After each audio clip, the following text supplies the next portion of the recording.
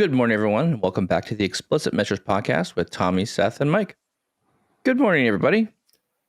Good morning, Mike. Good morning.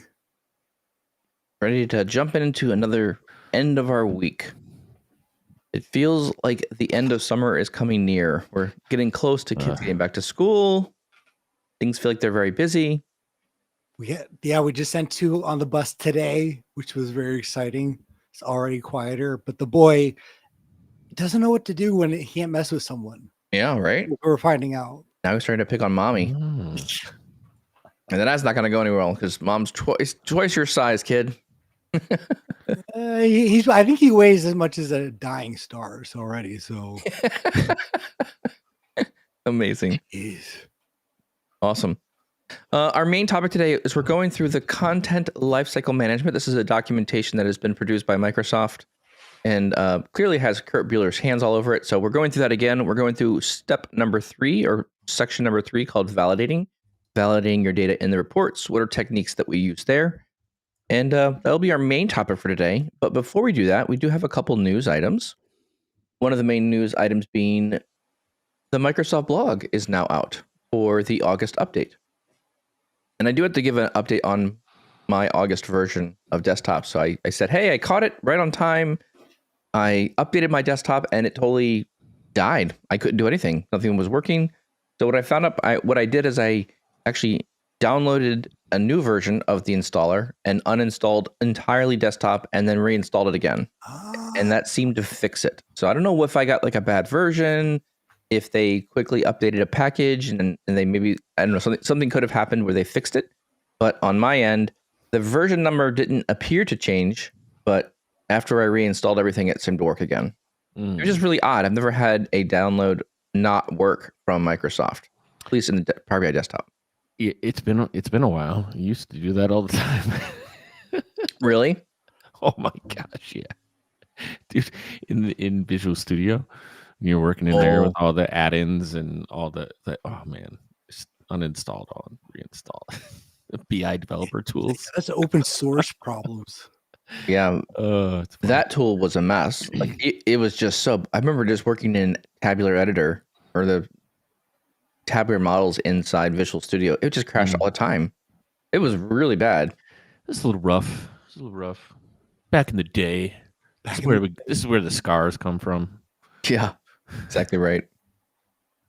I have a little quick beat from the street, I guess, in addition to the news. Actually, sorry, I didn't mean to go too far there. I went too fast. You did. Any major announcements or things we want to pull out of the monthly blog post about that? I'll put that in the chat window as well. Hey, there is kind of a cool one. Yeah. I want to stress test it, but it's also separate, is adding data limits. I saw that. Manage performance issues. So number of rows that, what is this? Is this on export or is it on... It's in the visual what itself. Actually shows. So you're only rendering 100 rows or 1,000 or whatever the case may be. Yeah. I didn't know what that really meant. But like from a performance standpoint, that would help out extremely, right? Mm-hmm. Like it goes back to that question. I know we talked about this probably in the first 100s episodes where I shared some frustration when we were talking about tables where it's like, I just want a top 100. Yeah. Right? Just give me the top 100. Like they don't need to see everything.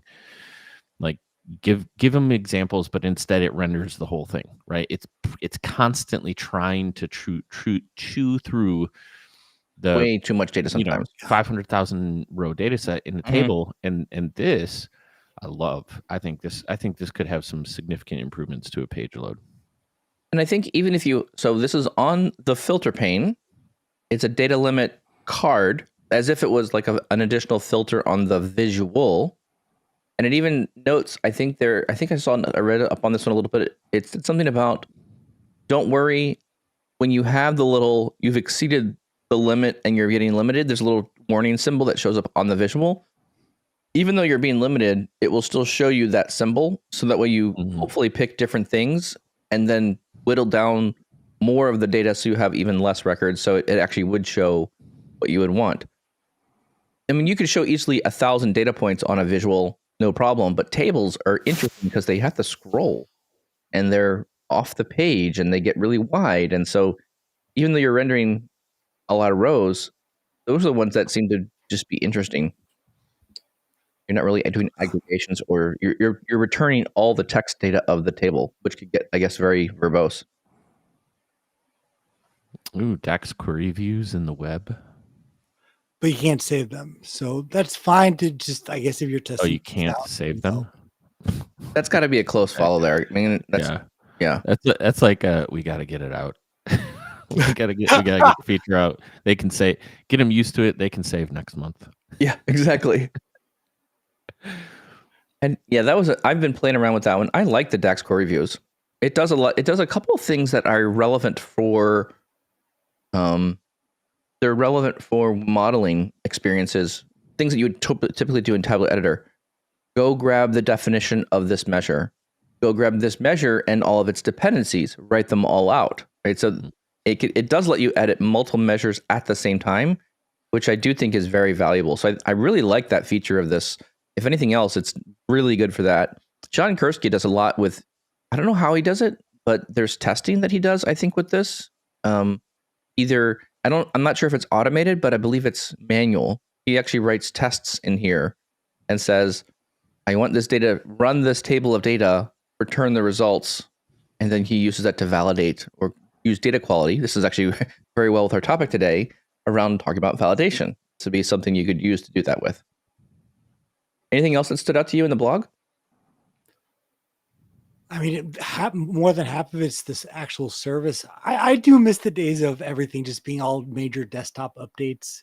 And it's like, oh, we did something quick on the service. So still a ton of Copilot. Again, if you use it, if you got it. Yep. So I had kind of a beat on the street. I just had someone ask me, they wanted to dive into using Copilot.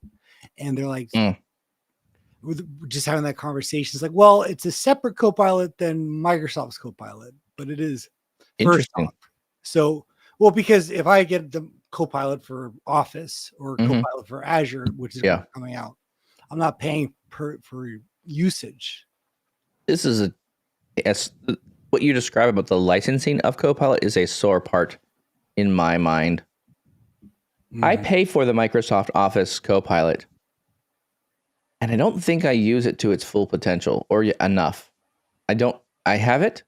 I've done it a couple times to have me write a couple like starting points for emails or refine what I'm saying in an email. I don't use it much more than that. Tony, what do you use Copilot for?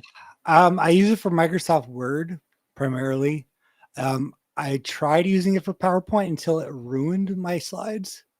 So there was no undo button.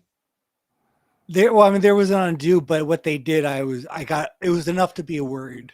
It was so bad. It added weird images. It removed slides that were important. It was like, it's not. Anyways, added weird images. I was like, now we're going to talk about. Why does my PowerPoint slide have a whole bunch of vegetables in it now? I don't know what happened. I wasn't typed something wrong. Like those images that you would see like in third grade or fourth grade for like a presentation, and it was all like, what were they called again? They were like a type of logo or a type of image generated on old computers. Oh, was it like APIC graphics kind of thing? Yeah, very close. But it was all that, like, you could always choose whatever program it was. You could choose from the collection of those. Oh, clip art, maybe? Yeah, very close to that. But it was worse than that, and not even related to, hey, we're going to talk about data. So it showed a bunch of offices. So it's like, okay. Not helpful. So yeah, I've also in Teams a little bit. I've used Copilot. I think of the ones I use Copilot the most around, I use Copilot a little bit in Teams, especially after a video has been recorded. There's the summary or the recap. I use that a little bit, but again, I feel like if I pay for Copilot, I should be able to use Copilot everywhere. RBI, Office, Outlook. I mean, it should be, if I'm paying for it, it should be one package bundle deal. Okay, Microsoft, figure out how to cross-charge yourself. I would attempt to use it more. Yeah, I'm not a fan of the Copilots right now. I will say for those who do have Copilot, they're trying to find use cases. One that's actually great is Outlook, not for writing, because that's weird always to say like, I need to write 2 sentences. And it's going to be so foreign off my own kind of format that's like, I don't really need it. Yeah. But you can actually ask teams, say like, hey, give me a summary of what did I miss? Yes. And that will actually go through not just your inbox, but all the folders. I'm like, okay, this can be helpful. If I was an executive, that would have been awesome, or that would be awesome. That's a good point. I have one more other news article, or maybe call a beat from the street as well. Something I'm learning is right now, if we're okay to move forward. Can I transition a bit? You can. All right, so we'll get off the Copilot gravy train here and go to another beat from the street. So I've been working with moving a Git code. So you know how you have the workspace and you can attach it to an Azure DevOps Git repo. Mm-hmm. I've been trying to move code between two different tenants. So I have one tenant that has the Git code in it and have a second tenant that does not have any code in it. And so I'm literally checking in my workspace, grabbing all the most recent definitions of everything that I'm using, and I'm doing everything except data flows, because data flows doesn't go into the Git repos. So I'm not using data flows Gen 2. But what I have found is, if you want to upload like notebooks and Power BI reports and semantic models, all of those items are easily able to migrate between tenants. When you try to migrate a pipeline, you think about a pipeline. If your pipeline calls a second pipeline, there's a reference between the two. It basically creates a link between the two pipelines. It's called a connection or reference connection in the JSON. If you have any references between things, it will immediately break and give you a nondescript error that says you're missing something. So if you have a connection, you're missing something. Yeah, that was the error. It's a little bit more than I can't remember off the top of my head. It's like it can't find but it's not much better. It's like can't find dependency. Okay. It doesn't tell you which one. It doesn't tell you what the name of it or the GUID of it. It just says missing dependency, can't upload it. And I'm thinking to myself, how do we fix this? And it was very mysterious to me initially, because I would upload a pipeline, one would work and one didn't work. Well, one had no references to anything else. Yeah. The other one had a bunch of dependencies of like interdependent, like on a connection string, which was in the connection manager. And then it had a reference to another pipeline, which was another referenced external object. So when you move between tenants, it doesn't use the same GUIDs, or it can't find those objects. And then it's like, I don't know what to do. And I'm like, why would you ever build something like that? If you can't find it, just say broken and let me come in and fix it after the fact. I mean, it was just... really? I don't know. Like your description of things, especially when you're moving through tenants, it's not recreate. You're trying to recreate an environment. You're trying to deploy something that already existed because it had the ID already associated in your code. Yeah, but you're like, it's got to generate its own code, right? Mm-hmm. So what I would argue is you would need we would run into that same thing. It'd be like, hey, I want to deploy, dev the test. Same thing. But it's the same as like saying, I want to deploy code from dev in a SQL server. Right? SQL deploy new code into, a new environment. Yeah. Like I can't do that without the objects already created. So my deployment has to take into account the base level things before I start building, like adding in all of the other things that have the dependencies. And those base level things may have different IDs, right? So your deployment may require you to go build the first stuff, then update, your second set of deployments to have the references for the existing things. This is exactly my point. But the challenge is, if I'm trying to build continuous integration, continuous deployment of these things, I should not have to manually do anything. This should all be scriptable, and it's not. That's my problem. That's my challenge, really, right? Yeah. So all the connection, so the main issue was, well, there's connections that are not there. Okay, well, so what you can do in the pipelines experience is, okay, which pipeline doesn't have any dependencies? Deploy that one first, and then deploy the one that depends on that one. So you have to deploy the pipelines in a certain order to get them to deploy correctly. Okay, fine, no big deal. The interdependent parts of the pipelines, maybe not an issue. But the connections to an API, a SQL server, none of those, you can't script them out. You can't export them from the central connection management screen. and they don't live in the workspace. So you have to go in and either delete all of the connection IDs in the JSON and then deploy it and then rebuild it all. It's just, it feels like we have the ability, like it feels like we jumped the gun a little bit. We jumped the gun on, hey, look, everything's in Git. You can check all your changes. Cool. Now we have all these other gaps now to deploy things again. And this is the same problem you're going to have when you go from dev to test to prod, because in that world as well, imagine you have a dev lakehouse and you're going to go to test. You're going to have a test lakehouse, which will be a different GUID. And so the deployment pipeline actually needs to be able to parameterize, oh, we don't want to touch that old lakehouse. We actually want to touch a new one or a different one. So there's all kinds of new patterns that are appearing now because we can go into Git. It's just, all I'm saying is, it's exposing a new layer of things that I didn't know existed or challenges that I didn't know existed before. I thought it would be much easier to deploy stuff, and I'm realizing it's actually way more difficult than I thought. Anyways, just a word of note there, or a word of caution. There needs to be some better tooling and improving in that area. Found some more use cases that require some attention. Oh boy. Or waiting till things deploy. Or don't work as you would expect them.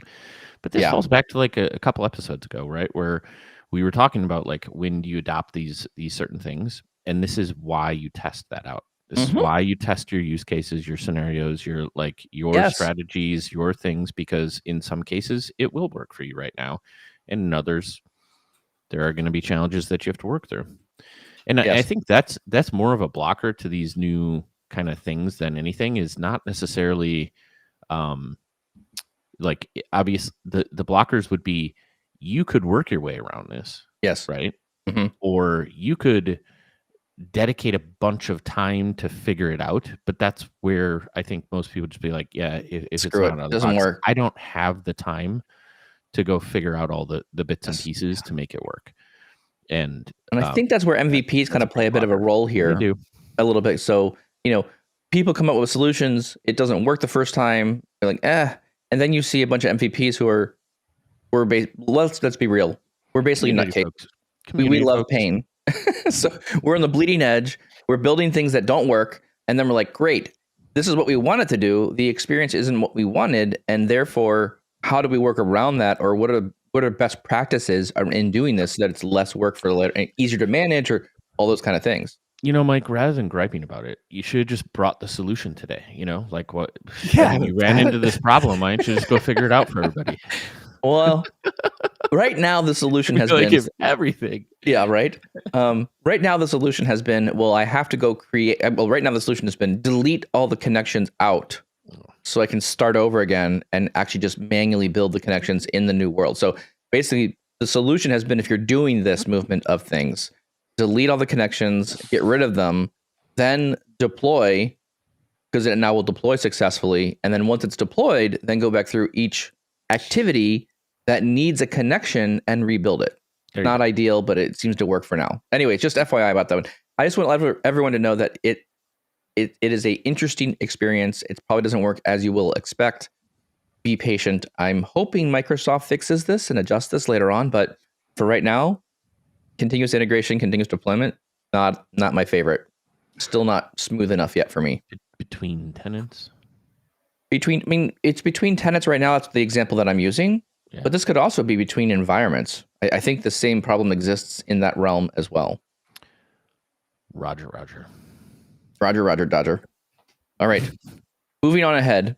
Tommy, kick us into our next continuous integration. Sorry. Oh, man, too many words. Kick us into our content lifecycle management, CLM. And what are we going to talk about for validating, and give us some framework here about why this is important? Arguably one of the parts of what we do that gets the least amount of love. We've been diving into probably. So we're gluttons for punishment and do it anyway. Because who doesn't like to go back and check? Or we have no idea how to do it. But again, just in case you missed it, we're going through Microsoft's documentation on content lifecycle management, which is really the lifecycle of a given piece of artifact, probably a semantic model, in Power BI. We've always focused on building, but there's still a lot more. So we've dived into planning, developing and managing it. And now we're on to validating the content. And we're going to talk about why it's so important and methods we can do so based on Microsoft's documentation, what they recommend, and really what other probably alternatives are there. I liked the intro of the article where it talks about the role of the Center of Excellence in what role they play in making sure content is validated. And I liked their definition here. The Center of Excellence is responsible for overseeing Power BI in the organization, but it includes decision makers who manage the life cycle of the Power BI content. So they don't manage the content necessarily. Maybe there's people that do review and manage content on there directly, but it's more about building the process the organization is going to adhere to say, this is how we're going to play games. This is how we're going to play ball. We're going to set the standards and then communicate to the team or the company, here's what we think is a good pattern to use with Power BI, with managing content. I really like that use case for the Center of Excellence. I also like that it didn't emphasize that the Center of Excellence is the gatekeeper for all release content, because I don't think that's the right approach. I'm more of a federated kind of approach. Your thoughts, Seth? So you're going to say something about that. I agree with you, right? Like the Center of Excellence is not it can do everything team for you, right? It helps you guide and build the standards for business units and organizations. Yeah, I agree with that one.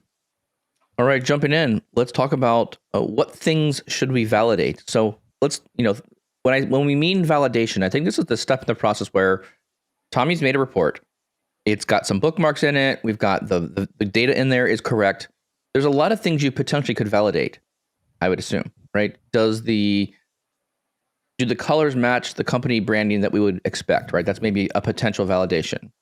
Does the data actually represent the right numbers? When I click on sales by region or whatever the use case is, right? Does the data accurately represent what we would expect it to represent based on the operational system that it came from? Do we have the most recent data? And then there's another note they point out here. Is there row level security? Has the row level security been implemented correctly? Is there a security model on this one? Is it filtering the data out per those requirements as well? There's actually a lot of things to check here. I was actually not surprised, but I mean, you kind of just, it looks good. We're done. Maybe move it out. But as you get more rigorous around those reports, you kind of need like a checklist. Make sure you get everything right. Yeah. And I looking at their checklist here, and I think it might be worth us going through each one just to talk through like the different areas of kind of testing, right? It's validation is testing. There isn't any from their bullet list that I disagreed with and or could add to, really. Well, I shouldn't say. I can always add something to it, like the first one. Right? We talk about functionality. Like my first thought was, hey, how many times do users or builders of reports, especially when you start integrating and using bookmarks and all the filtering or cross filtering or whatever you would want to do on a particular visual, do you walk through the user journey, right, of using the report and trying to pull the insights? And it's surprising or not, but the functionality of the report page, and the call out here isn't necessarily on that, so that's where maybe this is added focus, but the functionality of like, does everything work as you would expect on the report page is like one of the fundamental things you should always do before you're deploying a report to an audience. Like a lot of times I've run into things where it's like, hey, I'm trying to do this thing, but when I click this button, I keep getting reverted back to what my other selection was, right? Like, because I'm saving the filter context in a bookmark or something, right? So the functionality, what they lean like on the report interaction page is the first add-on to the point. In the article, they speak to functionality of after it's deployed, is a semantic model completing a refresh, right? Yeah, that's a good one. Are you monitoring the report from a functional standpoint that you didn't just jettison it out there and forget to schedule a refresh, right? Or the first refresh was successful. So good starting point in terms of, before you launch and just some of the basics of hooking up the report itself, right? Like, after deployment, did you connect it to the data source that it needs to be, like a gateway, right? Or is it cloud-based and you don't have to worry about that? Can't tell you the number of times I've had folks inadvertently forget that what you have in your PBX file requires a little plumbing connection when you deploy it to the service. Yeah, and I like how they broke it down in that first one. So let's, there's six things here. First one's functionality. What is the functionality of the report? I think you pointed out the one there's schedule refresh. Does it even schedule that first refresh? And then they said testing functionality, which I also agree with. In testing functionality, it talks about, there's actually a link to somewhere else. It talks, do the slicers work? Are your drill down actions working? Do you have drill through working correctly? That was the link in there. Okay. Yeah. Is there any expressions or DAX that you built that it needs to work correctly? Because I'm also assuming here too, we have like potentially a model, a semantic model, and a thin report. So you may have measures in the thin report that are doing things, making sure look at the pages, do all the visuals render? Is there any broken visuals there? Is there a default page you should be on? Right? Because when you save the report, whatever you save it as, that's the page it renders. So sometimes you want people to land only on a single page. I can't tell you the number of times I've saved reports with the wrong page highlighted and had to go back out and redeploy the entire report just because I didn't save the right page. Yeah. So those are the kind of things that are interesting there when you go into reports. Anything else that we missed? So when it comes to the checklist, I kind of want to go in the admin briefly because So you're transitioning topics. Kind of. It's related. I don't want to transition. No. It's definitely related, but this is where I go with this when we talk about manually testing. Okay. There's nothing I disagree with. Everything. Okay, you're talking about like the buttons and the drill throughs and all those things. Well, not just that. It's the So I'm going through and I'm doing a manual test. Right. Nothing is at this point is automated. What are you testing? Everything we just said. Here's what I'm trying to say. If I'm functionality, that's what they're calling. They're calling that functionality. Right? Yes. Okay. So I'm thinking about the side view because how do we verify that someone's actually gone through and done the checklist itself? Because I think that's one of the problems too. Unlike something in a more coding environment where there's pull requests and there's verification, there's not a lot of, in a sense, verification besides just, hey, yeah, I checked it, where there's that open communication. And I think that's where a lot of validation falls short with Power BI, because either we have a checklist that's a Word document that we kind of go through and things can be a little gray. Interesting, Tommy, that you mentioned that. Mm-hmm. I see where you're going with this one. Yeah, I see where you're going with this one. So, I don't know if that's parking lot for later, but... No, man, keep going. I know where you're going with this one. So you develop a process. I would argue with you. Well, I would argue there's a couple things, right? One is the Center of Excellence should define what this looks like. When we say validate, so for example, typically the people who are building report should not be the ones always validating it. They can be if your department's small enough, but the people building it will be like, yeah, it works. I've clicked the buttons and things get missed. So I think part of this is potentially a second person checking out those changes.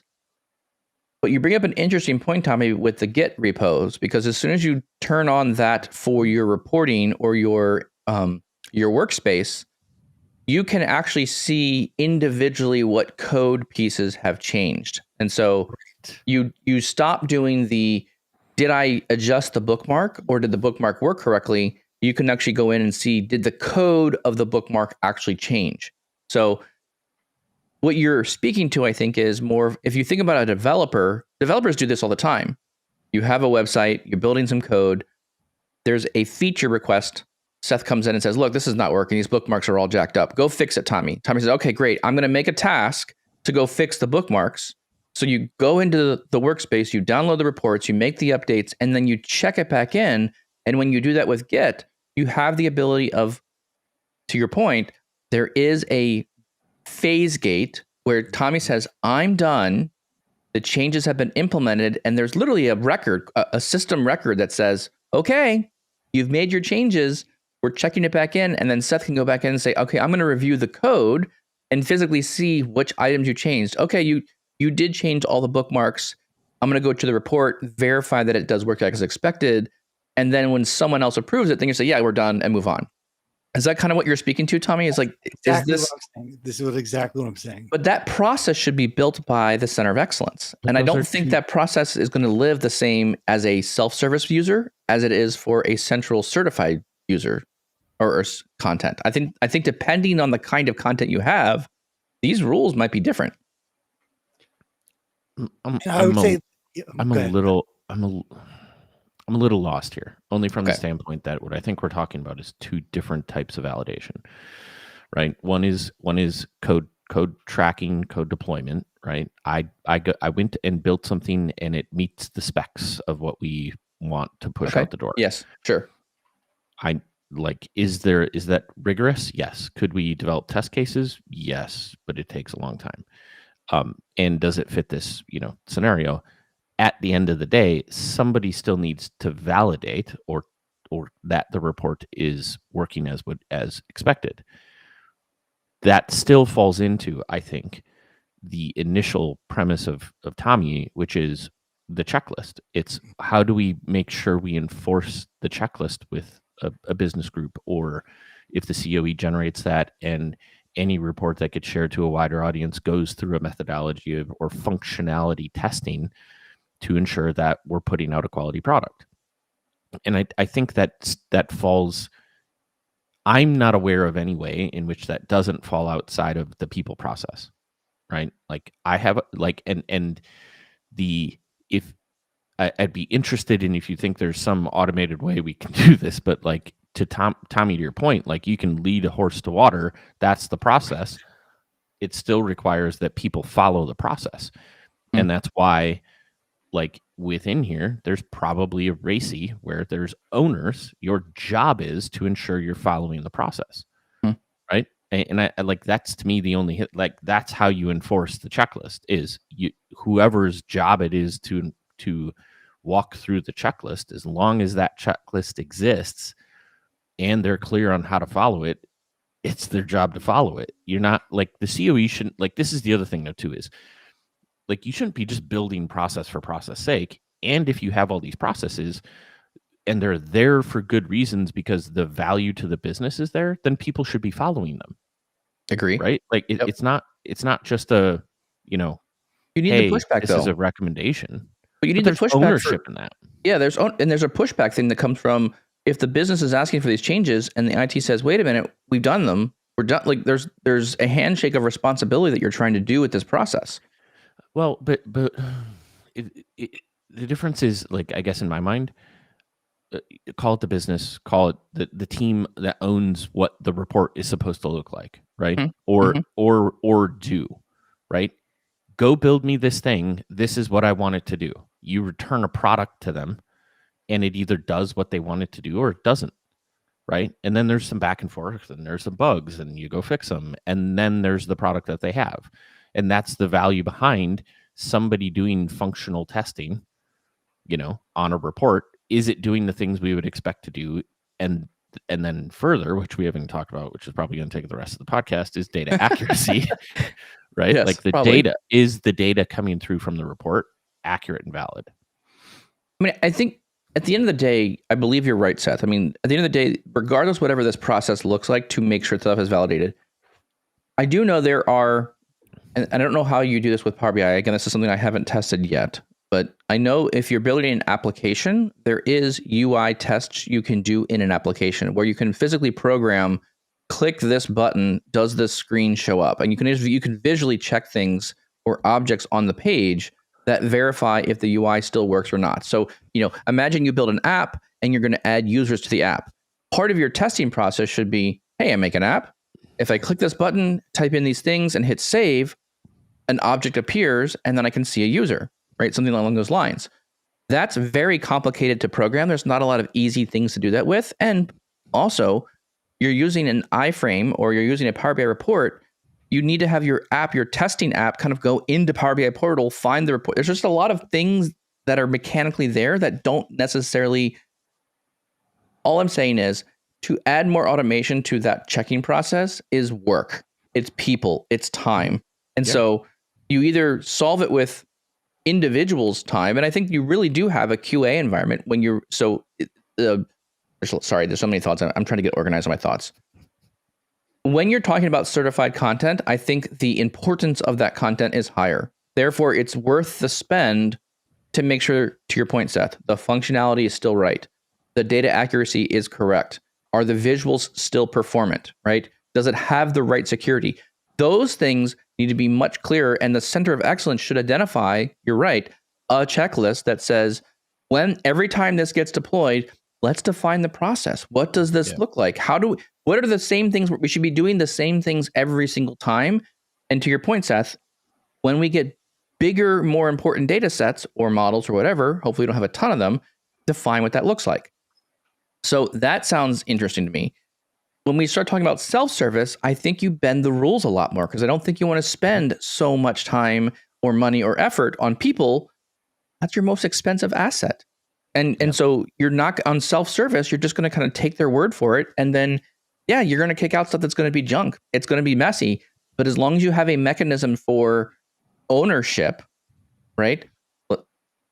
Mike's building something in my department. I push out something and publish it to the organization. And Tommy goes in and says, Mike, these numbers are all wrong. Like, there's no way these numbers are validating correctly. I have a question. There needs to be a process for Tommy to push back to me and say, prove it. Or go check these. These are not the numbers that I see. And then I need to be able to have an expectation to respond with, no, here's what I did to validate the numbers. Yes, these numbers are in fact correct. And that needs to be an onus. Like, I need to own that information. If I'm publishing it out to the organization or sharing with people, me, the publisher, is the owner of it. I take responsibility for that information. And so I think a lot of what I see right now in organizations, and probably it's been there forever, is trust. Trust becomes very difficult when you start delegating trust to different teams and making sure they do their things correctly. Yeah, but I also think that's where you can lean into the certification process of the model of the report. I agree. Where it's like you put some skin in the game, right? You can't get this level of certification without going through a more rigorous process. And like, for as much as I push back on the functionality of or testing functionality in an automated fashion, I do think of all of the areas, data accuracy is one that is probably the easiest to build automated test cases around, or at least a page that is your checks and balances of calculations, right? Like, where you can do the quick, hey, all of everything I'm doing in this report, the vast majority of it is going to run through, these measures. So if I'm filtering or slicing and dicing, could there be some oddities? Yes, there could be. But in terms of deployment or pre-deployment to models, validating data, like, that is one thing that I think is probably doable without a ton of effort. It still requires, the building of the specific use cases and checks and balances. But there's a lot you can catch when you understand the data sets and what you're looking for, just from a validation perspective. And I think that one would be the first I'd tackle if I was going to automate something in this validation process. I want to give our listeners a very tactical or tangible way of doing this. So bear with me here, Seth, while I kind of be a little pointed around my question. This, and you guys feel free to push back on this if you want. What is the process that you use today to validate the functionality of things? What does that look like for you right now? Like, if you were going to do, if you have a process, what does it look? And I'll start because I'm kind of putting a pointed question here on this one. Functionality validation is developers take on features, developers build a report, they get the report completed, and because I do a lot of certified content, we push it to a separate environment. So we literally build the report, build the data set, publish them to dev. From there, we use a deployment pipeline. We move them to a test environment, and then the users of said report, the developer is expected to say, Tommy, I've updated this data set. I've added this visual. Here's a bookmark that I've made. This is a button that I've added or modified. Go test these things. I literally send them a list of things that I changed. So it's like almost like a change log. Here's the things I've changed. Go check those specific items. And then I send it to them. And then I wait is a relative term. I wait/nag them to get it done because everyone's busy and sometimes we don't have a lot of time. If it's urgent, it gets done quickly. But if not, sometimes you have to kind of ping people a couple of times and say, hey, did you review it? Hey, we're waiting for it to get done. Hey, check it out. And then once they say, I've reviewed it, their word back to me, and we document it in the fact that maybe it's in a Teams chat or maybe they send me an email at the best, but that communication back to me is like, okay, it's good. And then I move it to production and then we go to prod. So that's how I think my process works today. Do you have it? Is yours similar? Do you have a better process? So one attempt that we did, because to your point, that back and forth, especially when it is, yeah, and it can get very frustrating, especially when you're kind of getting outside of that world of seeing the actual changes, where you're like, yeah, I'm still looking at it. Yeah. We actually utilized the Power BI, the API, and we basically created a database of all the current whatever reports were out there. Before we had to manually do it in kind of this catalog, and we then set up in a SharePoint list, basically like the items of the checklist, and we created a Power App. Okay.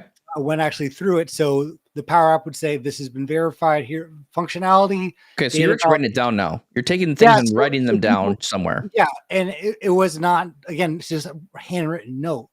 Yeah. You actually went to this app, and then everyone can see if that's been tested. But now you have record of, hey, I sent it to Tommy. Tommy said, yes, I did check them. Yes, done, move on, right? I mean, exactly. Now you have documented results, and that way when later on when someone comes back and says, hey, this doesn't work, and you're like, well, you signed off on it, so that, but again, you're now adding responsibility, right? I mean, this is the point. Exactly. You're documenting you were responsible, you checked it, we're moving on.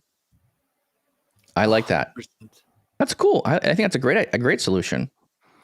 Yeah, in our environment, there are, well, in many places I've been, right? So it depends on the type of reporting that you're doing, whether it's external for customers or internal for teams. Oh, okay. That makes sense. In all of it, we do code reviews.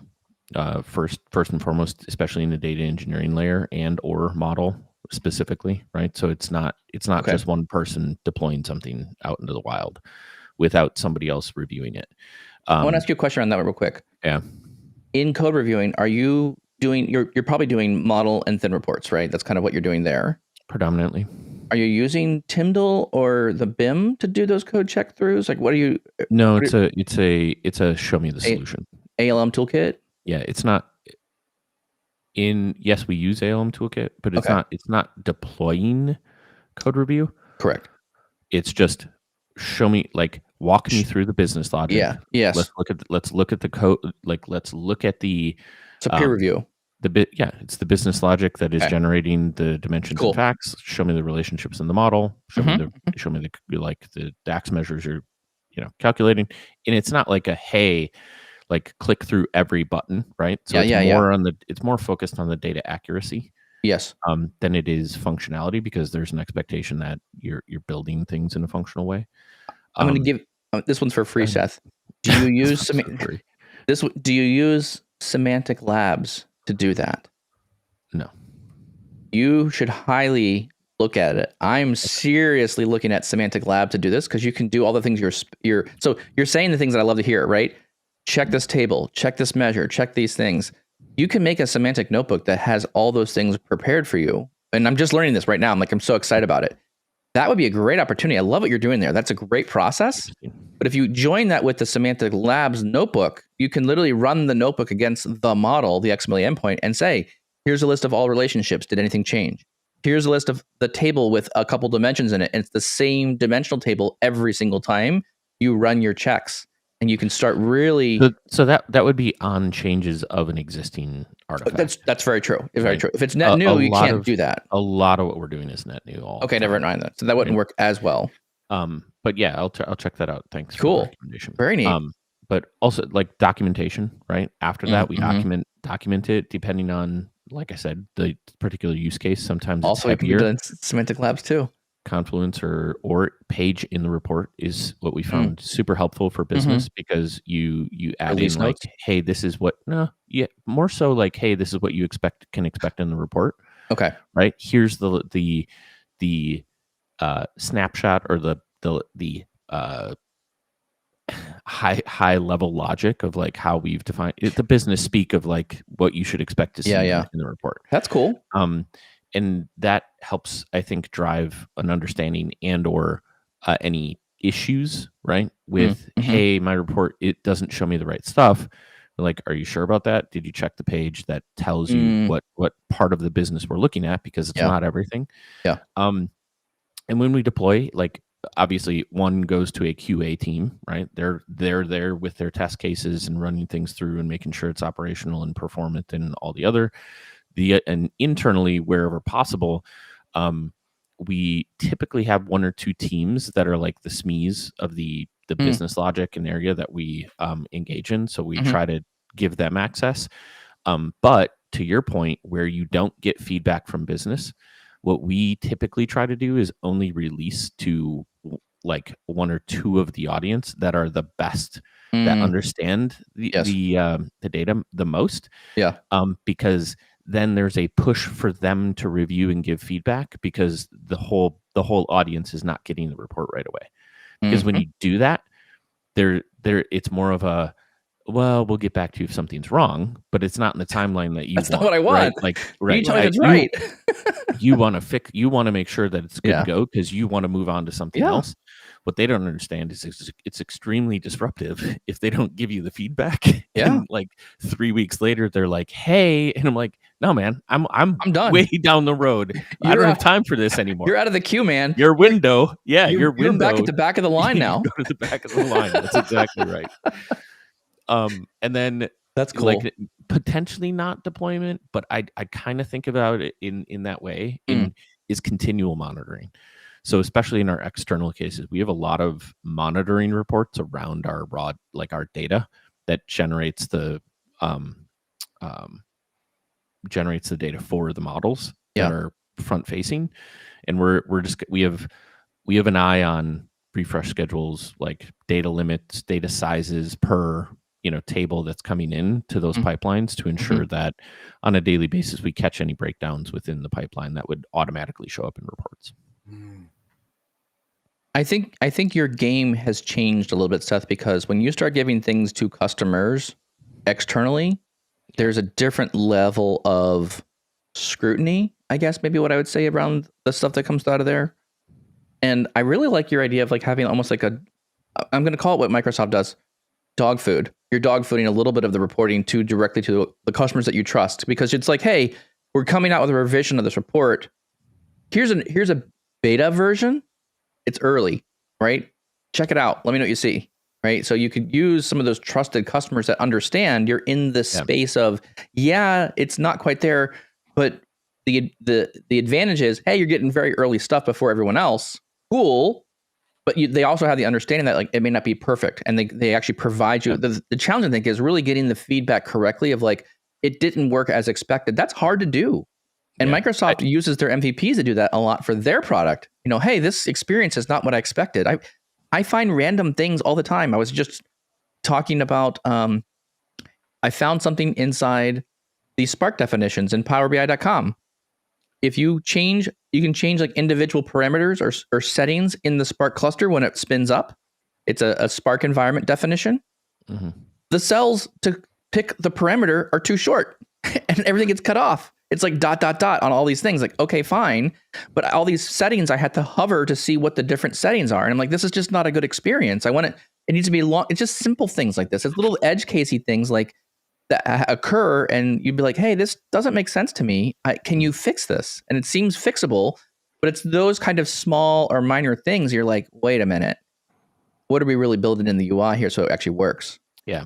I would highly recommend the smaller group or SMEs of data, especially in environments that are more complex in terms of putting together business logic, invaluable as far as teams are concerned. But anyway, so that's what I do. I think one of the areas that gets the least love in terms of validation is probably performance. Just in general, like how much time are your folks actually spending in performance tuning, or is it once they get the right answer, that's what's going out the door? You know what I'm saying? a lot of that can happen in DAX calculations, and I agree with that. And it, can cause problems And over time. how would you performance tune something? Like, my question here is like, how do you do that? That is where having the one person on the team who is very well versed in all of SQL BI's definitive guide to DAX is very useful on a team. I'm not kidding. Not wrong. I'm not kidding. Having someone who can study it and understand that is definitely invaluable on your team. 100% agree with that. Yeah. So let me put it two ways then, right? If tuning models and writing DAX is your jam, go become that person. This is a great opportunity every company needs one of these things, these people, that skill set. If you want to be awesome and you want to be hired immediately for Power BI things, no matter what you're doing, if you can be incredible at modeling and performance tuning, I'm going through a lot of resumes for companies right now, helping them hire people. No one talks about tuning or optimizing, or I've spent time delegating my time around being a tuner and optimizer of DAX statements. You put that in a resume, my ears are perking up. I want to talk to you at minimum to see what you know about that stuff, because that's, I think, incredibly important. And if we're talking about cost and spend things, another thing I look for now in resumes, is, if we're giving like tips and tricks here, is be the one to talk about, hey, I build processes, but I build them with optimization and cost management as a focus, as a front and center issue. Because anyone into that, like, I save money.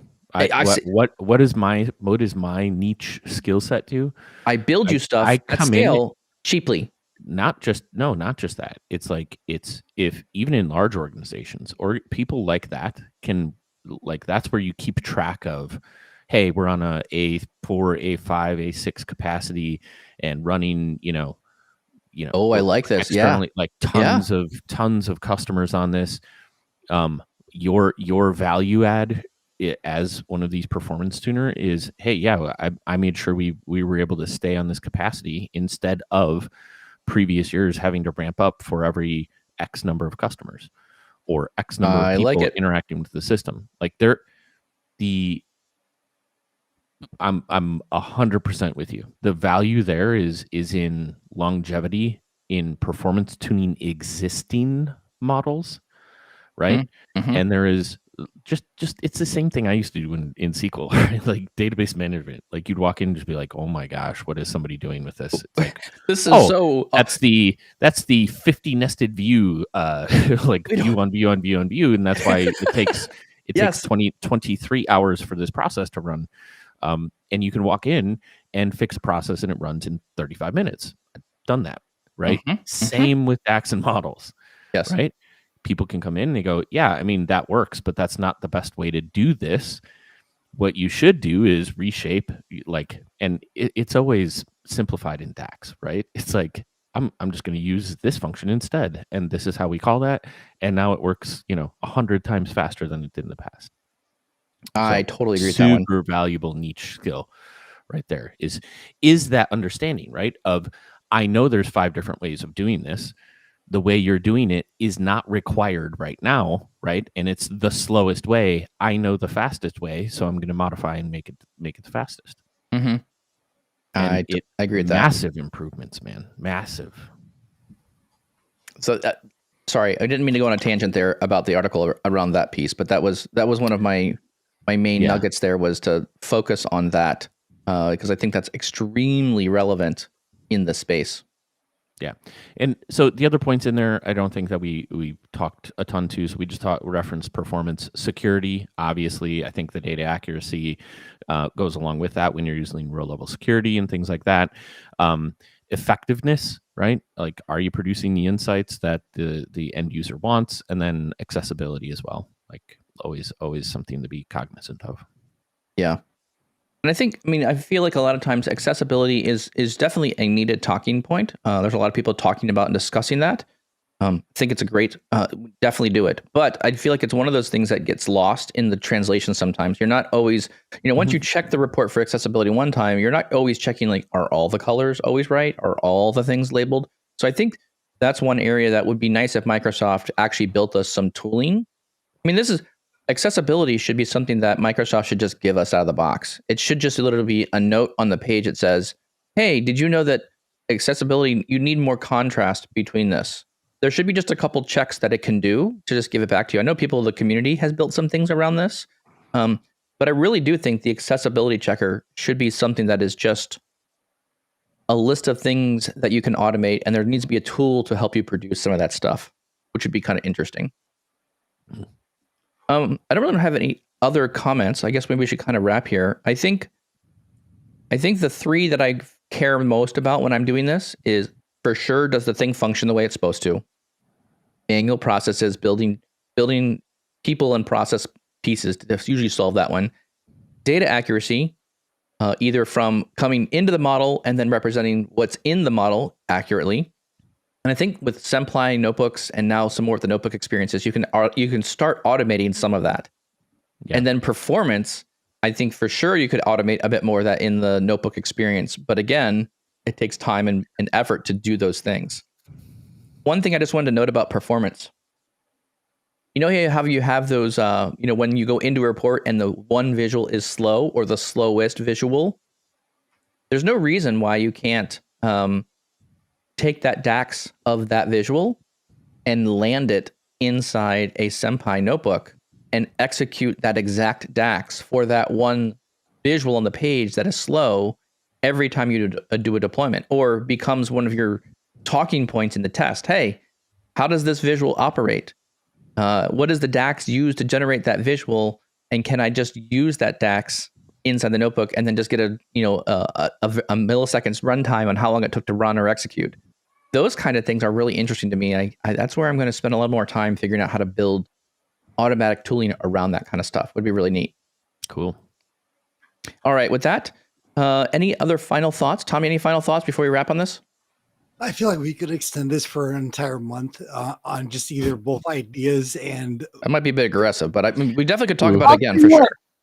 It gets hard to breeze through even though we're doing this series, it's hard even on an article like this just to try to talk about it in an hour.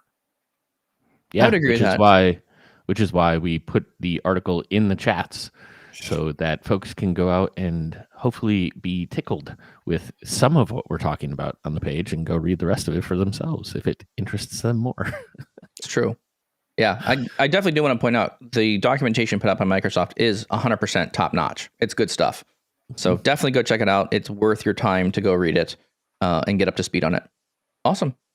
With that, we really appreciate your listenership. Your ears are important to us, both of them. If you have both, I don't know if everyone has 2 ears, but if you have an ear, we'd love to bend your ear to our conversation. We really appreciate you taking the time out of your day, your run, your bicycle, whatever. Stay safe out there if you're running.